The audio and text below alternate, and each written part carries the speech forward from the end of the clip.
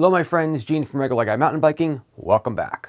In this video we'll be doing an LTR, long-term review, on the Trifox MFM100 full suspension mountain bike frame. Probably the most important topic that everyone's going to want to know about, if you're even interested in this frame at all, is how did it hold up?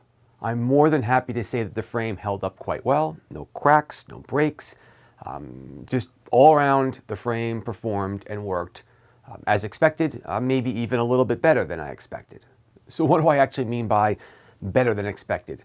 Well, when I do these builds, the goal is to get some parts, right? Build up a frame, ride the frame, talk about it, blah, blah, blah, then take the parts off and get another frame, right? And then put that frame away, give it away, whatever, and use the parts to build up another frame.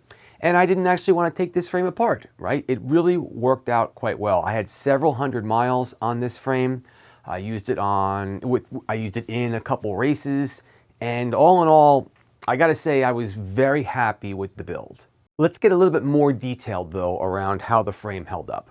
So when I said no cracking, no breaking, I want to make sure I do the whole air quote, understand that this is not the kind of frame you start jumping and hucking off things with. In fact, I never did.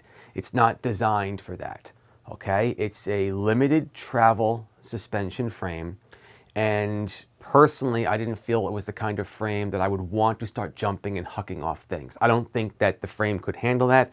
I don't think the suspension is designed for it. So yes, the bike held up wonderfully well, the frame held up wonderfully well, but I didn't beat the hell out of it either. I don't think it was designed for that.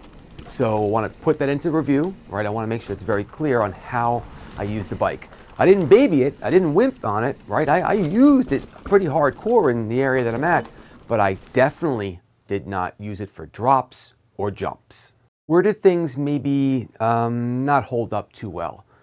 I'm not a big fan of the cable routing underneath the bottom bracket. And in this particular example, I'll show you a picture right now, I had to put a small guard underneath the bottom bracket because the cable started cutting through the frame. More my fault. I probably should have made the cable a little bit longer so it would not have touched the frame. So I'll take that one on me. But again, if the cable didn't route underneath the bottom bracket in general, you never would have that problem. And I'm always worried about, these things getting hit with rocks and stuff like that because it's technically the brake line, right? You don't want that to get broken. But is there an area where the frame didn't hold up? Yes, where I had the cable going, but certainly could have been eliminated if I maybe took better care or acknowledged the way the cable was routing and handled it differently. Continuing with the whole how did it hold up, I have to say that I wasn't overly impressed with some of the bolts, okay? What I mean by that is they're proprietary and they can strip. Now, I don't want to pick on this particular frame because this is common across a lot of frames. You have to be careful when you take the frame apart because you might strip a bolt. Sometimes you want to make sure you have a really good set of Allen keys that you're using. But this particular one, I felt a few areas were getting close and I was worried because probably the biggest one, and I'll cover this more later on, is about getting replacement parts. So how did it hold up? Held up well, but there were some areas where I definitely wanted to be careful and I didn't take apart the frame. And why would you do that? Just to clean it, right? Sometimes in between seasons you want to strip it apart, repack it with grease, make sure everything's working well. I didn't do that as often with this frame because I was worried about the bolts stripping. All right, cool, let's keep on going. What did I really like about the frame? Well, I definitely have to say that the geometry on this frame worked great for me with regards to climbing and just moving fast. And I'm gonna tell you right now, it's not just coming from me. When I rode this frame, my buddies that I ride with clearly said that, Gene, you definitely ride faster and better and longer on the pumpkin bike. Remember, I call it the pumpkin bike. You can watch the whole video series, the pumpkin bike, than any other bike that I have. So what do I like about it? I really like the fact that I could kind of haul ass and keep riding longer whenever I rode this bike, this frame. Let's keep going. What else did I like about the frame? Well, the frame was an easy frame to build, okay? There's a couple things that I want to point out, but in general, it was pretty easy. There was internal cable routing. internal cable routing can always be a pain in the butt. This frame does not have the channels or the tubes inside of the frame to guide the cables through. So you have to do, your little tricks and tips to get the cable through here and there, like most frames. So I'm not going to pick on this frame because of that. It would have been nice to have the cable routing, but it still wasn't that hard either. That's why I'm still putting this in the why did I like the frame area. And to get those features, you have to spend more money. Okay, so in the cost bracket of this frame, that was acceptable. The frame, again, in general, was pretty easy to build. A couple things, again, I want to make sure I point out too. The seat tube, okay, was not the longest in the world, so I did have to make sure I got the right travel dropper seat post to work with this frame because of my build and the way I felt I wanted to ride the bike. So something to think about. And it does have a press fit bottom bracket. I'm not a big fan of press fit. Luckily, I used a Wheels Manufacturing bottom bracket, the ones that press fit and screw together. Press fit, again, my opinion, seemed to creak after some time, and you can only do so much to stop that. But with the Wheels Manufacturing bottom bracket, they press fit in, but then you can crank them tight to really eliminate any creak. Personally, that's the bottom bracket of my choice. And finally, what else did I like about the bike and the whole frame? Thing looked pretty damn good when I had it all built up, right? I never felt like I was riding a cheap bike, right? When this thing was all put together and polished up, I had no problem taking this on a ride and pulling up there with everybody else and saying, here's my bike. Looked pretty cool. I enjoyed personalizing it a little bit with the pumpkin face on the front, and no problem. Loved it, had a good time riding it, and I definitely think the bike looked pretty sick.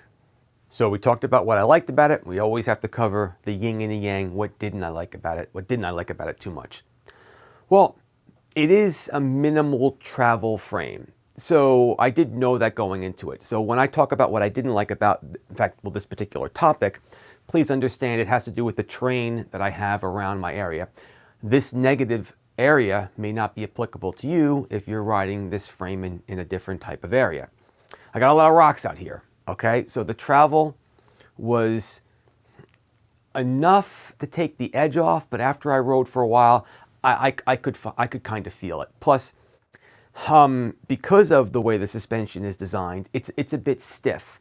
Now, that would probably contribute to the fact that this would probably be one of the reasons why I hauled ass when I rode this bike, right? Because of the design, it was very efficient. Every pedal stroke propelled the bike forward for sure. I've ridden other bikes with travel close to this, and they felt more limitless, they felt a bit softer, but on the other hand, they weren't as efficient when I rode them. So you have to take the yin with the yang, the good with the bad. But for me, and where I ride, this was a bit stiff for me, and I would have liked to have had a bit more travel, and even that travel to have been a bit softer, because I really couldn't make that happen no matter what I did with the suspension setup. What else didn't I like about it? Well, I kind of talked a little bit about this in the earlier part. The cable routing, since there isn't any channel inside of here, you could definitely hear the cables rattle a bit. The more I rode the bike, I know when I first did the review on this, I said I really didn't hear them that much. As I rode it more and started really using the bike more, you could start hearing more of the cable routing inside of there, or the rattling in there. And that was a little bit of a bummer, right? Not a game changer, but people ask, do the cables rattle inside of the frame? The answer is yes. You can apparently buy some kind of sheathing you can put around them and put them in here to kind of help with that noise. I didn't know about that when I first built this frame up. Hindsight, maybe I would have gotten that and given that a try. I don't know if it would have worked or even would have fit. I have no idea. I never tried that. Maybe that would have helped with some of the noise, but the cables did route. The other two things, kind of mentioned this a little bit earlier, not a very long seat tube over here. So you do have to make sure that you measure everything appropriately and get the right length dropper to work with you depending on the size of your body. So, spend a little time doing that. And the press fit, not a big fan of press fit, but Wheels Manufacturing kind of took care of that for me. Now, probably the last part of what I didn't like about the frame is going to be Well, I mean, you are buying this overseas to save some money, right? I hate putting this underneath the category of cheap Chinese frames because I think it kind of tarnishes the frame. I don't like to call it a cheap Chinese frame. I think it was a very good frame and I liked it a lot. But it is, right? That's what people are going to put it in that category. And because of this situation and how you're getting the frame, everything's coming from over China and it's tough to get the parts. Though my contacts at Trifox were very kind, great people, totally cool. It didn't change the fact that if I needed a bolt or a piece, I had to make sure I figured out which one it was. I couldn't go to the bike shop and find out it was part number 37F. I mean, you had to figure that out, talk to them in China over email, and then wait for it to show up, which could take a little bit of time, and also hope that you got the right part. So I'm not a huge fan of that. The support was good, but that's how it did exist. So because of that, that was a little bit scary. And also because of that, it was very tough for me to make sure I got the right shock. This frame doesn't come with a shock. And depending on the shock that you buy, where the shock mounts on the bike, you could either get 100 millimeters of travel or 110 millimeters of travel, depending on the type of shock that you buy. Clearly, because of the terrain I have here, I wanted that extra 10 millimeters. I had to buy a shock anyway. Why not get the one with a little bit extra room?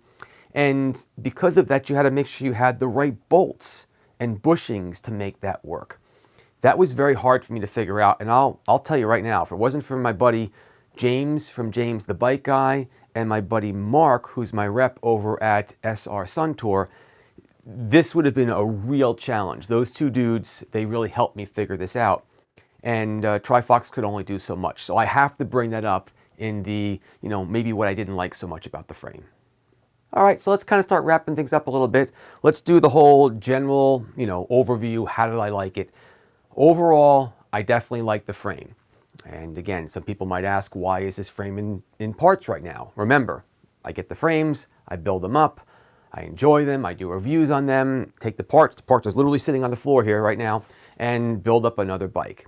Okay, so this isn't in pieces right now because I didn't like it. It's just time to move on. But overall, no complaints. Definitely liked it a lot. As I mentioned earlier, my buddy said, Gene, you definitely rode better and faster on this frame. So that kind of means a lot because I'm not that good a rider. So I'll take that as a plus.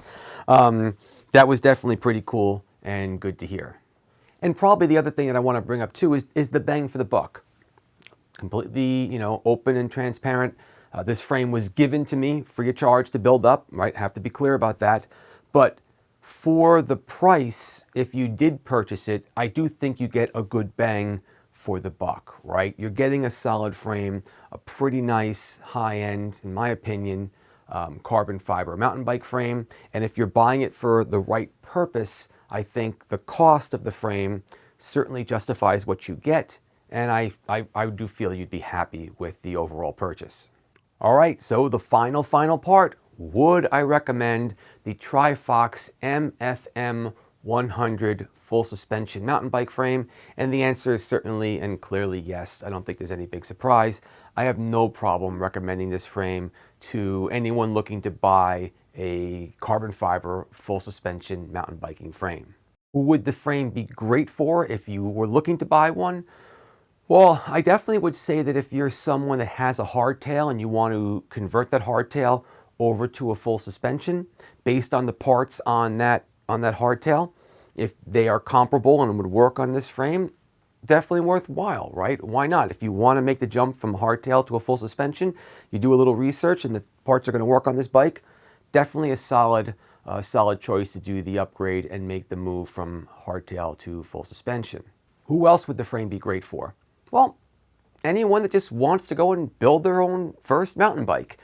Why not? If you're going to give it a try, you gotta buy a frame anyway, right? Why not this one? I do feel you really should probably know what you're doing because of the lack of support. And I don't mean that in a bad way, but I already brought up support already.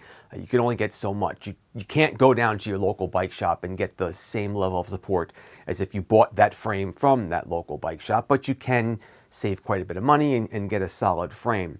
So anyone that wants to do that. Who would I not recommend this for, though? I might not recommend this for someone that's using this as their primary bike and they're really, really into mountain biking, and if the bike goes down, they're kind of screwed. Because, as I mentioned, if the bike goes down because of a part that has to do with the frame, it will take a little while to get the bike up and running again. So just take that into consideration. Always want to be fair. Would I recommend it? Yes, but there may be a few people that might not be the right person to buy this frame. All right, that's going to do it. Gene from Regular Guy Mountain Biking. I hope this LTR was helpful about this particular mountain bike frame. Again, the Trifox MFM100 full suspension mountain bike frame. If you have any questions, put them down in the comments below. I'll happily do the best I can to answer them. And let me know if you've been building up your bikes. Did you buy this frame? Was it successful? Was it not successful? Let people know so that we can help people learn more and more when they go on their journey of building up their own bikes. Keep the party on the pedals, my friends, and I'll catch you later on. Bye-bye.